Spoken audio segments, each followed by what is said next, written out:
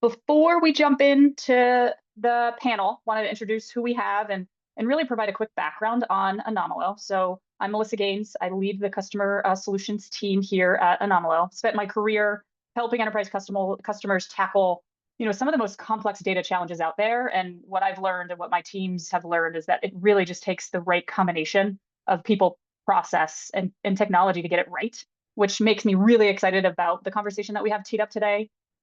If you aren't familiar with what we do here at Anomalo, we're really revolutionizing how enterprises are approaching data quality. So instead of relying on rules or other manual techniques, we use our AI and machine learning to automatically detect issues at scale. And so reducing time and effort and ensuring really quality inputs and trusting your data, which is really what we're here to talk about today. And before we get started, I think we love polls to get the customers engaging. So would love to hear where you are in your automation journey. So let's start with a quick poll. You'll see that pop up on your screen. So how much of your data quality processes are currently automated with no manual rule writing required? Easy multiple choice, no long-winded essay questions, which I always hated in college.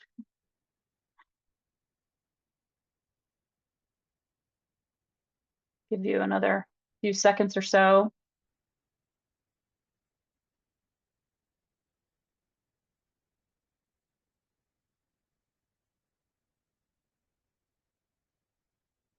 All right. So what we really see is we're engaging with folks that most teams that we actually meet with are in that 0 to 25% range. So if that's you, you're not alone. I mean, even the most advanced organizations start small and kind of build from there. And so this is the primary purpose of today's conversation is really talking about how that shift happens. And so you'll hear from our panelists who've really done that firsthand. So over to our VIPs. Christian, first, would love for you to introduce yourself, share what you do, and your background working with data. Awesome. Thanks, Melissa.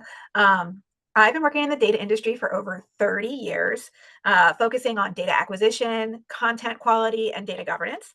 I currently lead enterprise data governance for my company and oversee our centralized data quality management practices. And my whole passion for both governance and quality management is to reduce bureaucracy, make things simple and easy for users, and also just transforming how to find the best approach for everyone. And it's really about making data fit for purpose. And that means that multiple types of rules could be employed for, depending on the use cases. And I get really excited about making it easy and accessible for people and transforming that part of the process. That's great, Kristen. Thank you for being here today. Bethany, would love for you to do the same. So introduce yourself, share what you do and your background working with data. Yeah, of course. Hi, everyone. I am Bethany Tyson. I currently work for BP in the trading and shipping part of the organisation. I report into our CDO office within our trading and shipping organisation, and my main role is really data management. So I'm looking at data quality, data cataloging, all of these things, which are kind of the key buzzwords floating around. I've been in this role for kind of 2.5 years. Previously, I was a lot more technical. I was a bit more hands-on with data and a bit more, dealing with it day in day out. I'd say now I'm a bit more advisory, a bit more policy based, but yeah, really leading our Anomalo efforts within BP. So yeah, excited to be here. Awesome. Thank you both. So let's jump into the good stuff. And maybe let's start with where you both began. Um, so you both kind of came from this traditional rules-based data quality setup. What did that actually look like day to day? And where did it start breaking down as your data and your use cases grew? So maybe Beth, we'll tee you up first. Yeah, of course. So yeah, we were very much a traditional rules-based approach. We had a handful of rules set up, but really there were issues as soon as I joined the organisation, which we quickly discovered. We realised that there was a very slow turnaround for kind of implementation and improvements. You had a very small tech team trying to build out these rules. It would take months of backwards and forwards between tech, between the business, between the data office to actually get any rule agreed and written up and then productionized. And there was also very much a complexity around what we were setting up. You had to understand exactly what filters to apply to kind of work out what data to exclude and what to include. And it was just really a slow process to get anywhere. I think the other key thing, which kind of quickly broke down and was an issue for us, was the fact we were very reactive to issues downstream. So you'd only find an issue once you've written a rule, which is great. You've written the rule, but you need to find out before you write the rule that there's an issue. And I think the other thing we had already was very much a dashboard, a good Power BI dashboard, which in practice works, but it's around how you can get the results in the hands of people. I think the principle of being able to push results towards people helps. So our rule-based approach was really a reactive Mhm. dashboard with not much input from business users. Great. I mean, I think, yeah, being reactive and not having a solution that meets the end users and the folks actually using the data, that is really challenging. Kristen, same question for you. I mean, what did that look like day to day in your organization, and where did it start breaking down as your data and your use cases grew? It was very similar for us here at ADP, around, manually creating, rules. So our data stewards would have to define the rules. Then my team would review what they defined to make sure that it meet the right criteria. And then it got passed to a tech team to actually program the rules. And it was this iterative cycle of create, review, update. Like, and it was a very long development cycle to actually implement rules, which made it very burdensome, not Mm, only for users, but for us, from a centralized small governance team and our tech team. It was a lot of back and forth, which got very it just was manually intensive, and it just didn't work. And then the other on the flip side, when we did get a rule implemented and then you had the output or the result, it only went back to the steward. Like it effectively went nowhere. Like it didn't get published anywhere. It was difficult for end users or consumers of data to actually know what was being checked or what the results of quality were. mm. And that just made it difficult. So the stewards had problems and end users didn't have any visibility into the results. Yeah, I mean, it seems like you're describing, a multitude of issues that are, Mhm, you know, challenging because it's reactive. mhm. And was there kind of an inflection point that where it was no longer sustainable? Did you like wake up one day and you're like, oh my god, like this is not going to work. I need something else. What did that The one process look process like?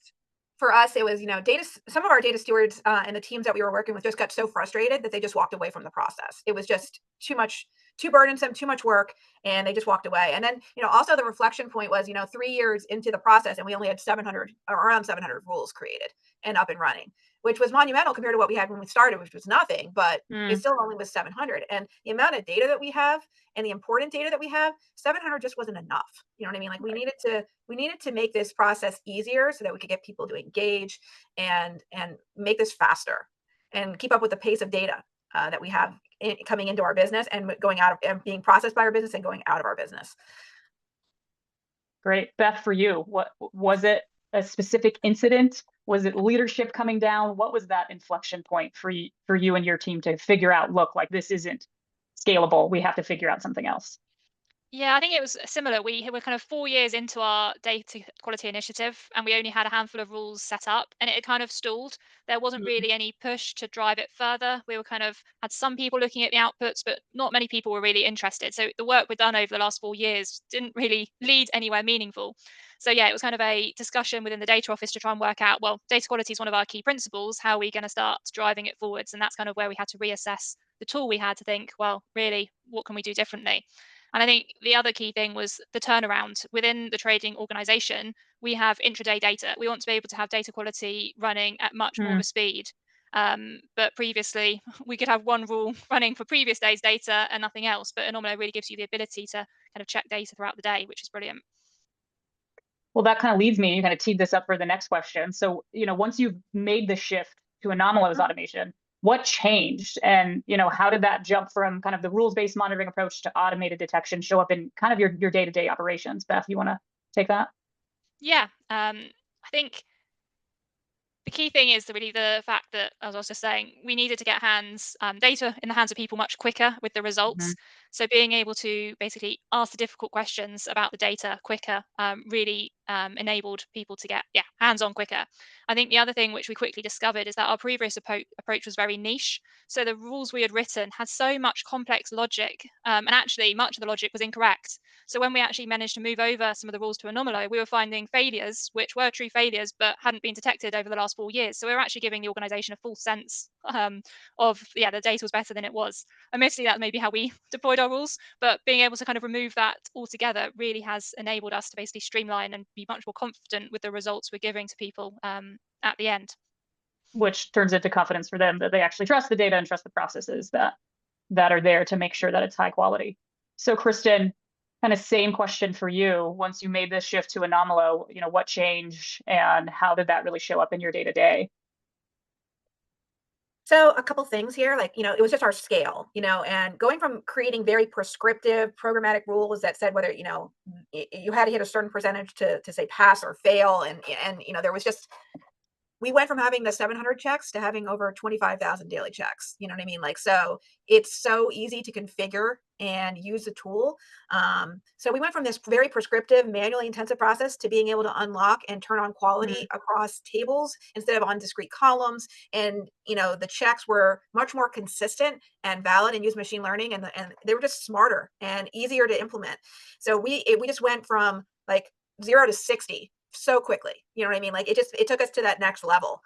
And from a remediation or just from a perspective from my team, we no longer are spent doing those less, we're doing more value added activities. We're teaching our stewards about data quality, best practices, and training them on the tool versus, going in and being very, particular about, we shouldn't do this type of threshold or, like very prescriptive, reviewing of rules and monitoring the cycle anymore. So going from very granular, like micromanagement activities to more value Mm. added activities. That's huge. That was actually my next question is how does this automation kind of change the way your team prioritizes work? And it sounds like you're moving from reactive, more prescriptive, proactive advisory. Beth, Mhm. for you, how has that changed the way your team prioritizes work? I think it's quite aligned quite nicely with how we're kind of going through a bit of a data refresh. So we're currently going through a bit of a data owners and stewards refresh. Mm, Again, this is something we kind of implemented 4 years ago, and again, it's all kind of stagnated and people have left. So we're kind of doing it hand in hand so that we can re-engage the stewards at the same time as kind of deploying Anomalo. So admittedly, at the moment, it's kind of given us more work to do. So at the moment, I'd say it's a lot of heavy lifting from the data office team to kind of get things in the hands of the stewards to get the data connected. But we're only relatively new on our journey. But I can definitely see how this is going to enable the data stewards to kind of take a more hands-on approach, and the data office can take a step back. I'd say we're not there yet, but I can see where it will go. it's wild because every customer that we work with is at different inflection points on this journey. The key piece is data ownership, data and technical stewards. How are each organization built out? But kind of at the end of the day, you still have to have that methodology. Kristen, I know when we first partnered with you, you had a lot of kind of forward-leaning strategic thoughts around how you define data domains. Would love to hear a little bit more about that on your side. So one thing before data domains, like I wanted to just, emphasize for Bethany, like, yeah, going from that very manual intensive process to like using Anomalo and the tool, like it enables it, the user interface is so easy to use that our stewards, like we give them some basic level training and like, and talk them through best practices. And they're able to go into the UI and create rules themselves, which has helped us to be more of that federated governance approach and Mm, that helps us to focus more on those value added activities of training and guidance and consulting versus being very micromanagement on them. So that's where that the tool itself really helps get you there as well. From a data domain perspective, we think about our data in collections of types of data, and we want to elevate and not just look at discrete tables and what quality is on a table, but saying like for a collection of data, like summarize and aggregating quality results across many different types of tables to say like what is our quality of payroll data, of benefits data, of retirement data, so that we can actually see and understand the quality from a domain perspective. So it's like taking all of the output of all those rules and then aggregating in and categorizing them to bring value centrally and also mm. down to that very discrete level for an end user who just wants to use a table. So you go from all the different types of level of reporting from a very centralized macro level down to a very micro level. I want to know what the quality is on this table before I use it in a job. Right, and Anomalo provides that ability. All of I those think different levels. Mhm. the point on self-service and creating this federated model, you both have small central governance teams. How can you do this across the organization? It sounds like you offer, self-serve. Anomalo clearly is a platform that is very intuitive and self-service. Can you describe a little bit of the rollout model, maybe the proactive nature? Kristen, you were talking about, you kind of give them the self-service quick tutorial and they're off to the races. Yeah, we have monthly webinars with our data steward community where we introduce data quality topics and the tool, demonstrate the tool, and it's basically we're trying to publicize it and get interest, and then they come to us, and then we can give them the more like what we call the soft rollout to them and get them set up and get them off to the races. And then we also have on-demand courses as well, so on-demand training courses as well as our monthly webinars, and we have office hours as well, so that people can join and ask us questions. That's great. Bethany, I don't know if you have any additional to add for No, I the say group. what Kristen is saying is what we want to do. We're very much early doors on kind of setting things out. We've only been engaging kind of a few small teams to kind of get things, growing with snowball effect. So yeah, no, I think exactly what Kristen said is our aspiration, and I can see how, it's exactly what we need to do. It's just, setting it up. Great. So we kind of derailed a little bit. I think the previous question that we talked about of, teams prioritizing work, how does that switch? Kristen, for you, your organization, you've embedded automated data quality directly into your catalog. How has that improved visibility and trust for your business users? Well, so the catalog and Anomalo, we use Alation catalog, and our connection between Alation and Anomalo is bidirectional. So there's two purposes. The first one is protection of sensitive data inside the Anomalo UI, and the second one is providing quality results and making them visible to end users who would use catalog.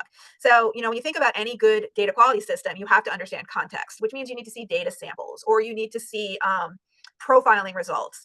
And we have a lot of sensitive data in our business. So it's important that we don't show people's social security numbers on a screen. Mm-hmm. We don't show first and last names or email addresses of people. But how does Anomalo know like what should be redacted? Well, we track and we tag all of those columns that have sensitive data in our catalog, and the catalog sends all of those specific fields to Anomalo, so Anomalo knows what to redact. So when a person uses a tool, it would just literally say the word redacted, where a piece of sensitive data lies. So it makes it much more secure from a privacy perspective, which is great. And then the Mm-hmm. other piece of it is when the rules finish running, there is an automated send to our Alation catalog. And when you open up Alation and you go to a table, the health tab is turned on, and you can review all the rules that were that ran, when they ran, what a clear green and red indicator whether it was a pass or a fail. And you can easily click on it and it will take you right into Anomalo so that you can review in depth if you really wanted to get that in depth. But most of our end users just want to see the greens, right? They just want to see that all the checks were run. This is great. Everything looks good. It even forwards the data profile information over to Alation on the overview page. It also, the data quality results impact lineage. So if we're running something on a upstream table and we're not running them on the downstream table, but if there's a problem on that upstream table, like it will get alerted through the lineage that there's an upstream issue. And all of our end users who used to have to rely on, friends and family to understand what kind of quality and what people they should go to, they now can see the visibility of where the data quality issues or whether they should trust it and go forward and using it. So it really has enabled that end-to-end visibility of the output of the rules. So That might be our new. Cool. I think that might be our new marketing slogan. Don't rely on friends and family. That's a great one. That's a good one. We'll quote you on that. Okay. I'd say the last big question, advice for others, for leaders that are still kind of deep in the rule-based world or embarking on figuring out what's next. What advice would you give about, making the leap to automation, and really what mindset shift helped you most along the way? Beth, I'm going to put that over to you. Yeah, I think data quality, as we all know, is really key to make the informed decisions across the business. And you need to give the trust to the people who are using it. And we were finding that by the time you've set up a rule, which is normally as a reactive approach to you found an issue already that you want to detect it in the future, it's already too late. So Mm-hmm. we need to change our mindset to really make it the proactive instead of the reactive creation of rules, really speed up the process. And I think obviously enabling the automation means that you can get ahead of the curve and not have to wait for things to happen for failures to occur. You obviously still need the team to work through the failures when they come through Anomalo. But if it wasn't automated in the first place, you would never have found out about these failures. So you're really, you're well ahead of it before it even happens. And I'd say obviously there are going to be unique cases where you still need to have the kind of the Mm-hmm. set rules which need to be configured for a particular use case, and we're doing that as well. There are some which are so precise that you want to have set up, but that's easy. The users can go in there themselves, set them up, but there should be a lot fewer than you had previously. So it's really, the ability for the end users to go in has made it really the key selling point for us. I think previously, having the tech team creating the rules is a major kind of bottleneck for us. And tech teams are often in our place going through reorgs, you lose the skills, and you never have the kind of consistency across the team. So being able to put the data in the hands of the data stewards really does mean that you have a bit more consistency. And we've found that the organization is a bit more stable to when you have all these changes and you lose key resources. That's a huge point. I think it's also the tech team. Do they understand the data itself and being able to really understand from the business point of view? I think the other point that you hit home is there will be manual rules or rules that need to be created that are specific to your business. And I think that's the approach that we really take here, is being able to have that automated platform and then do custom rules. I think we consistently see about 80% can be covered generally. And then it's like, what is that 20% that is specific to your organization and what you do to make money and serve customers? So Kristen, last question for you. Advice, making the leap to automation. What mindset shift helped you most along the way? I got 3 things for you. Okay. So data quality is an art. And even if you have an automated system, you still need to be patient and review output and tweak them slightly. You might have to tweak it slightly. But from an automated perspective, you might have to tweak when the rules run. For example, they might fail and it also takes time for the machine to learn the patterns of your data so that it actually provides accurate results. So data quality is an art. Be patient. Don't be afraid to tweak as necessary. My other big key learning is that our whole approach of rolling out to stewards and the producers of data, guess what? Producers of data don't always know what data is being used and what data is critical. So getting in touch with the consumers who's using the data, and getting them to talk and facilitate the conversation between what they're using, what's critical with the producers is huge. That unlocks business value right there. So making sure that your consumers are engaged and that you're facilitating those conversations and getting the right rules set up that monitor the right things, critical data. And really the next one, allowing the ability to allow users to go into the tool and create, turn on monitoring and create their own custom rules unlocks speed. It just unlocks value and makes things go faster. No more bottlenecks and no more, so that's really my points there. Data quality is an art. Producers don't know everything. Get your consumers engaged and, allowing people the freedom and federating this tool out and getting it in the hands of users and stewards alike. It unlocks value faster and gets things, and just so your speed to implementation is quicker too. Love it. Love those points and love everything that you've shared with us today. So before we open it up to Q&A, I'd like to ask the audience one other question. I think the poll should be popping up here. If you could automate 90% of your data issue detection without writing new rules, what impact would that have for your team?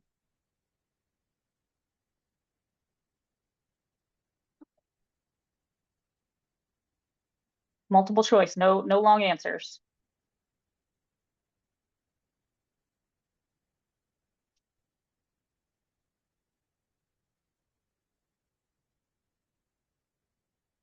All right.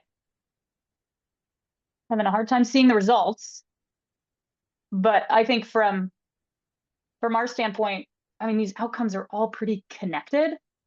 Automation saves, team hours of manual work that helps issues get resolved faster, and then ultimately, builds trust in the data. And that's really what Kristen and Beth kind of shared and really doubled down on. Like, how do we get the trusted data in the hands of the folks that need to use it and make those decisions?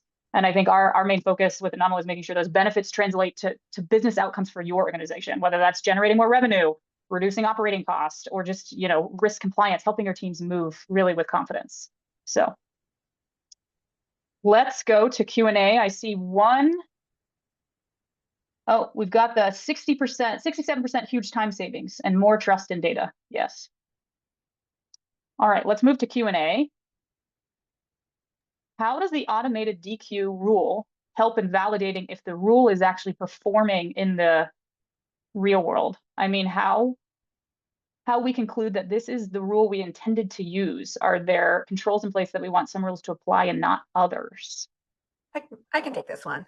So, the automated, when you turn on data quality monitoring in Anomalo, you get, a timeliness checks, you get completeness checks, you get integrity checks, and you get anomaly detection right out of the bat, or right off the get-go. If one of those rules doesn't apply to your data, you can turn off individual rules, so that you have some controls there. And if you need custom rules to check, I want to check source A, source B, and source 3 fields and compare them. Those are custom rules that are very easy and intuitive to set up inside the tool as well. So, you can turn it on, let it run, see how and this is where I talk about data quality being an art. You got to let it run, see what works, see what doesn't work, shut the things off that don't work. We decided that we don't need rules running every day in some cases. Sometimes weekly is good enough if it's a weekly refresh. So, there's different things that we have tweaked to make it more effective for us. And the rule is very customizable to do those types of tweaks. Great answer. Bethany, I don't know if you had any more to add.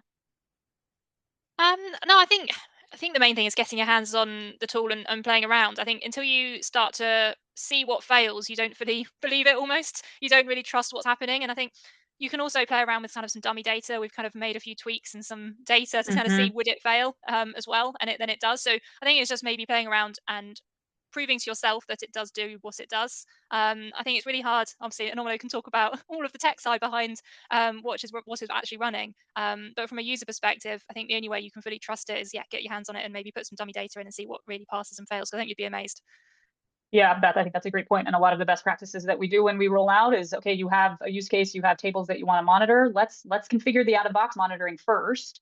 Let's check it, have Anomalo build its history, send it to a dummy notification channel, see what alerts are coming, and then fine tune. So I think that's a great answer. Yeah, that really is, because alert fatigue is real. And you want to try to avoid that. You know what I mean? As you know, because as soon as alert fatigue sets in, then people are just sending notifications to an email box that they never look at. It's like going into a black hole. Right. That is the biggest risk. So being able to configure and fine tune upfront.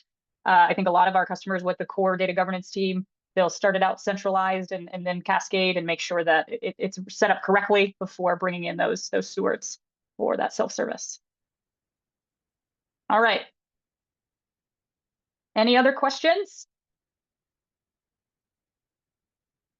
Are we multitasking while listening to the webinar? That does happen. Oh, one more question. How quickly were you able to start seeing results once you implemented Anomalo? Yeah, let me And go first. yeah, And go I for it. suppose when we moved from the rules-based approach to the automatic, the first couple we actually implemented were moving over a few of the niche rules-based ones, the custom rules, which we knew had to be set up. And for us, we actually saw results in days. As I was saying previously, the results we were having was incorrect. So it really quickly changed how we were approaching things. I think it's easy to get overwhelmed and you don't want to start connecting loads of databases all at once. We've tried to focus on kind of 3 or 4 at the moment. We're very early doors on our kind of rollout, and it's kind of only a small team working on it to kind of roll it out. But yeah, straight away getting the results in the hands of the end users, it's kind of taken just days to really see improvements. Great. Kristen, same question. How quickly were you and your team able to start seeing results once you implemented Anomalo? Literally as quick as hitting refresh after you create a rule and then saying run rules. Like it was like 5 minutes you could see results. You know what I mean? So, but then the point here of letting the machine run for a month or so on the data, so it really understood the data.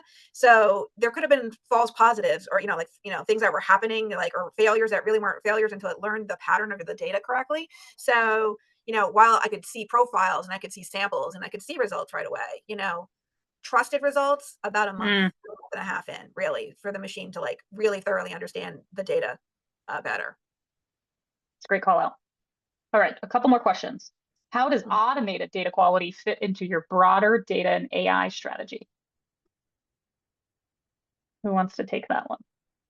Since my mic is on, I'll take this one first. So, we have a large centralized data lake, and this enables us to really showcase quality for all the different users and for all the different use cases. So it just helps us, accelerate the velocity of how fast can we go with quality. And we're constantly measuring how many teams engaged that we have. So it's really about trying to find the right critical things to run quality on and get them set up and showcase that quality for all of our users.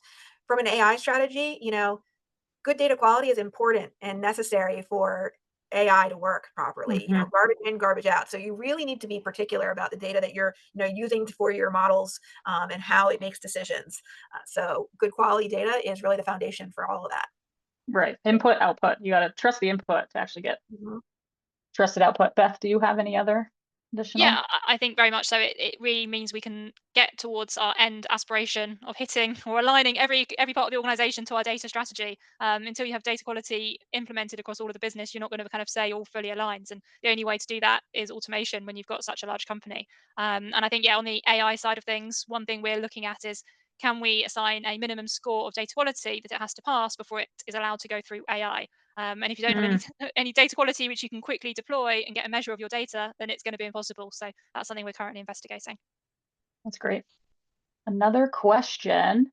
Is there any reporting capability in Anomalo, or all reporting needs to be done from the data catalog or using outside reporting tools? That is a great question, which I can take an answer to, and maybe Kristen, but I know Kristen, this is near and dear to your heart with all of your reporting requirements, but we do have native dashboards in Anomalo that are able to be at the table level. You can pull it out to give you that view. What we have really seen with most enterprise customers, you have a lot of BI tools already out there. So Power BI, Tableau. So we have a capability that actually exports all the check run results, and you can dashboard to your heart's content. We have some templates that is like executive level data quality scoring that we share with our customers that can help kind of build the template for really what you're looking for from the highest executives. We know executives love the red, yellow, green, being able to go all the way down to the granular level.